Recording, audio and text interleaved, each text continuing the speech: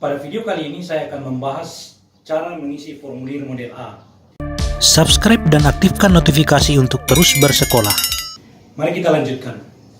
Setelah Anda kembali dari lapangan melakukan pengawasan, mungkin Anda punya catatan-catatan tentang kejadian-kejadian atau peristiwa-peristiwa yang telah terjadi sepanjang kegiatan pengawasan berlangsung.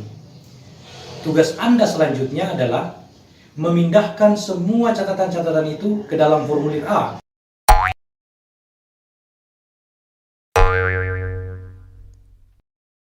Memindahkan semua catatan-catatan itu ke dalam formulir A agar tercatatkan secara rapi dan runut.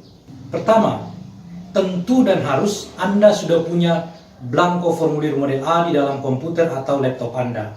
Formulirnya seperti ini. Mari kita isi satu persatu bagian-bagiannya.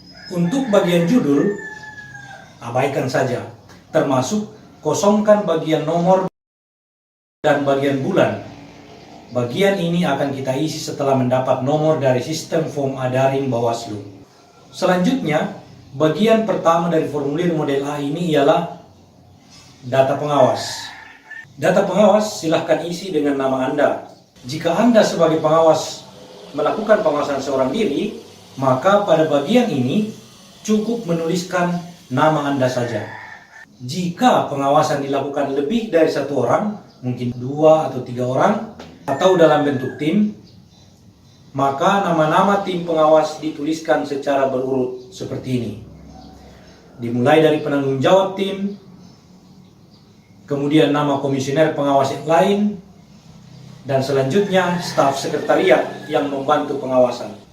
Ingat, nama penanggung jawab tim selalu berada di nomor urut 1, dan pastikan penanggung jawab ini yang nanti akan bertanda tangan di bagian bawah formulir model A. Selanjutnya, jabatan. Tuliskan jabatan secara berurutan sesuai dengan urutan nama-nama pada tim pengawas. Jadi, nama nomor 1 dituliskan jabatannya pada nomor 1, nama nomor 2 dituliskan jabatannya pada nomor 2, dan seterusnya ke bawah. Kemudian kolom alamat domisili. Tuliskan alamat domisili sesuai KTP dari pengawas.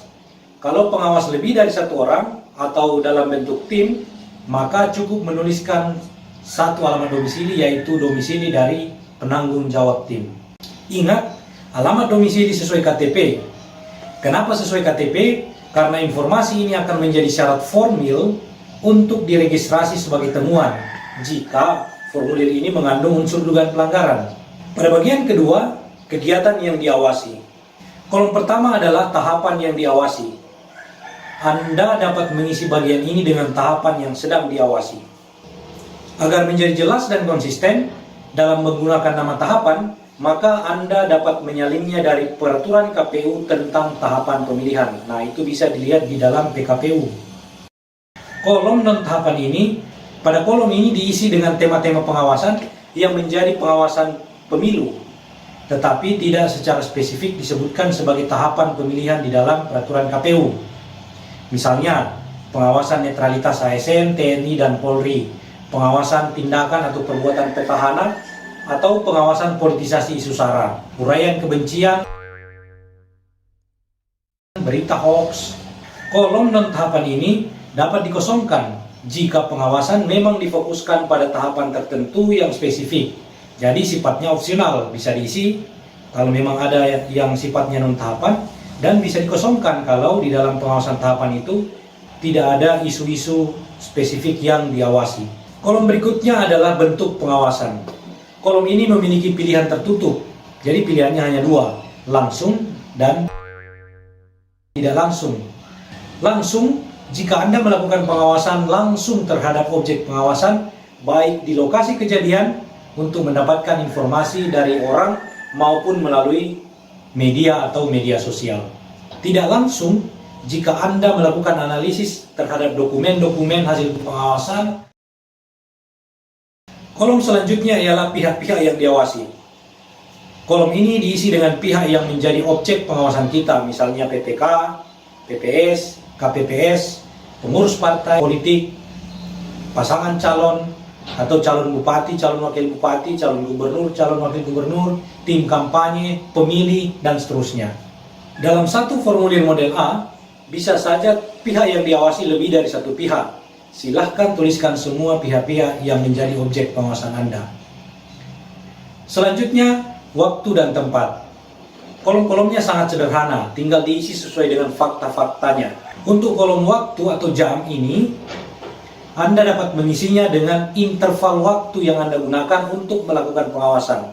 Informasi ini sebaiknya tergambar rinci nanti di bagian uraian pengawasan. Untuk kolom tempat atau lokasi, Anda sebaiknya menjelaskan secara lengkap sesuai kaidah penulisan alamat yang umum dikenal di Indonesia. Mulai dari RT RW, nama desa, nama kecamatan, nama kabupaten, sampai nama provinsi. Pada bagian ketiga ialah uraian hasil pengawasan. Bagian ini merupakan elemen vital dari formulir model A. Anda harus menguraikan seluruh fakta dan informasi secara jelas dan detail di sini. Untuk mengisinya, Anda dapat memandu diri Anda dengan pertanyaan-pertanyaan berikut. Apa yang saya awasi? Siapa yang saya awasi? Atau siapa yang terlibat dalam kejadian yang saya awasi?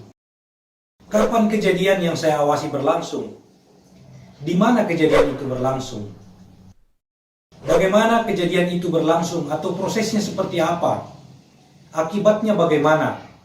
Nah, pada contoh ini, Bank Awas menguraikan hasil pengawasannya terhadap kegiatan kampanye yang dilakukan oleh pasangan calon di Desa Idaman, Kecamatan misalnya, Kabupaten Contoh, Provinsi Sulawesi Barat. Ingat, nama-nama desa, kecamatan, dan kabupaten ini hanyalah pemisalan, hanyalah contoh. Anda mungkin tidak menemukan nama-nama desa ini, atau nama kecamatan ini, atau nama kabupaten ini di dalam peta Indonesia. Karena ini adalah contoh saja. Pertama-tama, ia menyatakan secara deklaratif apa, di mana, dan kapan terjadi kejadian yang diawasinya. Selanjutnya, Bank Awas menguraikan bagaimana situasi umum yang dilihatnya di tempat yang diawasi, serta siapa-siapa yang hadir di tempat pengawasannya. Selanjutnya, ia menguraikan secara kronologis apa saja yang terjadi selama kegiatan yang diawasinya berlangsung, serta beberapa informasi tambahan lainnya. Untuk lebih jelasnya cara mengisi bagian ini, saya membahasnya pada video yang lain. Silahkan ditonton. Selanjutnya, bagian keempat, dugaan pelanggaran. Opsinya hanya dua, yakni ada pelanggaran atau tidak ada pelanggaran. Bagian ini sifatnya deklarasi saja atau pernyataan tegas dari Anda yang melakukan pengawasan bahwa hasil pengawasan yang Anda lakukan itu mengandung unsur dugaan pelanggaran atau tidak mengandung unsur dugaan pelanggaran. Jika bagian ini Anda isi dengan ada dugaan pelanggaran, maka konsekuensinya Anda wajib mengisi bagian-bagian seterusnya ke bawah. Jika bagian ini Anda isi dengan tidak ada dugaan pelanggaran, maka bagian kelima, keenam, dan seterusnya ke bawah tidak perlu Anda isi. Selanjutnya bagian kelima, informasi dugaan pelanggaran. Sekali lagi bagian ini diisi jika bagian sebelumnya Anda menyatakan ada pelanggaran.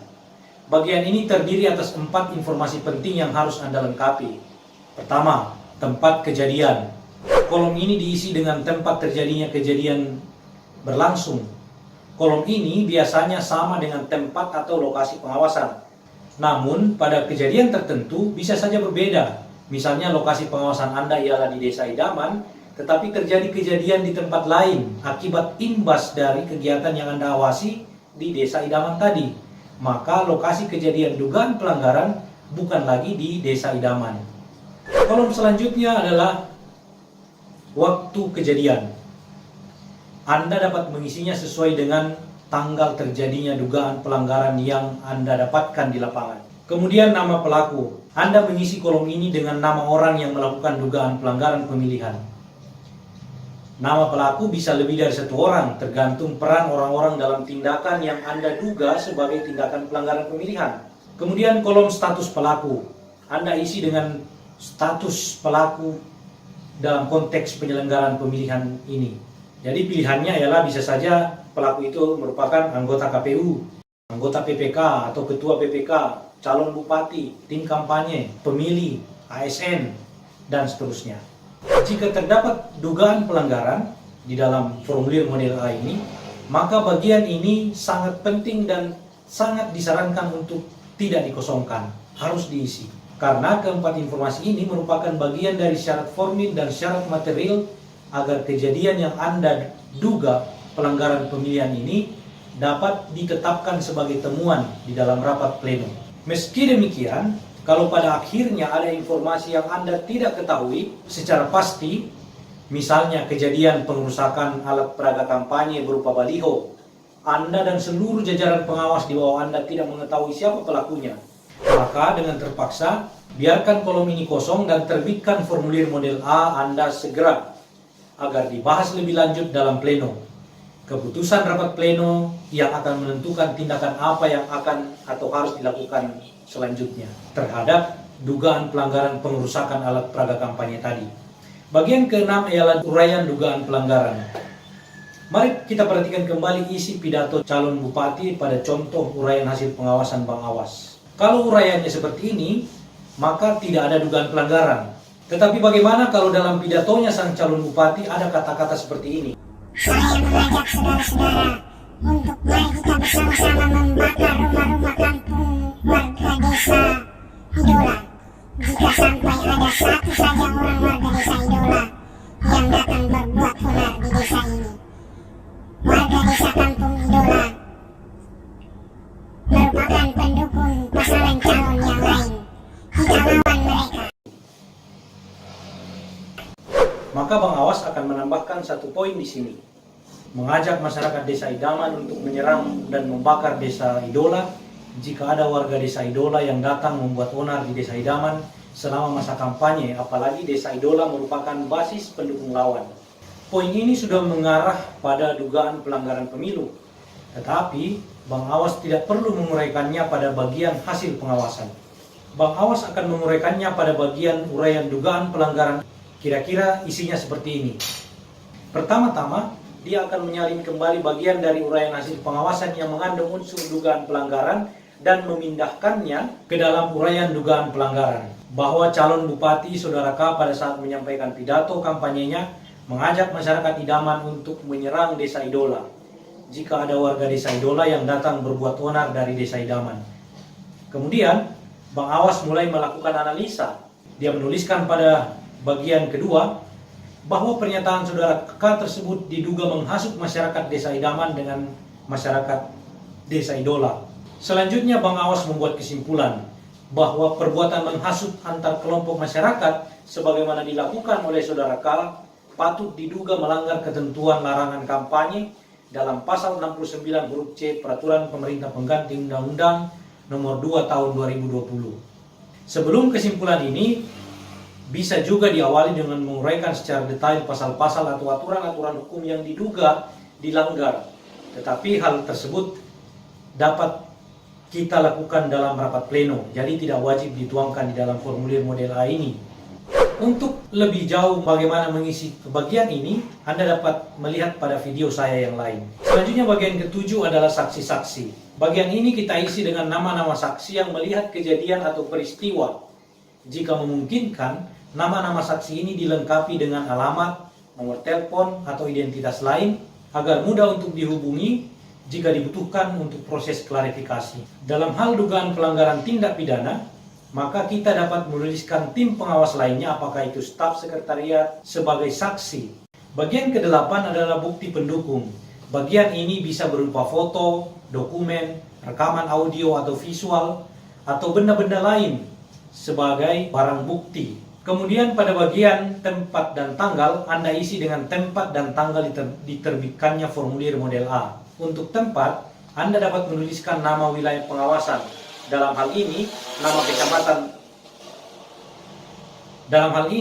nama kecamatan untuk Panwascam, nama kelurahan atau nama desa untuk Panwaslu desa dan Panwaslu kelurahan, serta pengawas TPS. Untuk penulisan tanggal laporan, harap disesuaikan dengan tanggal Anda melakukan upload ke form A daring. Harap diperhatikan juga, jika terdapat unsur dugaan pelanggaran di dalamnya, formulir A sudah harus diterbitkan paling lambat sebelum 7 hari dugaan pelanggaran itu diketahui. Selanjutnya, tuliskan nama lengkap dan jabatan Anda di bagian sini.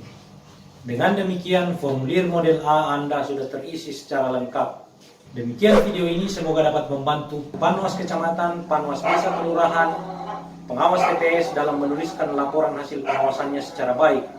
Kalau ada pertanyaan, silahkan konsultasikan dengan Bawaslu Kabupaten atau Bawaslu Kota di mana Anda mengawasi.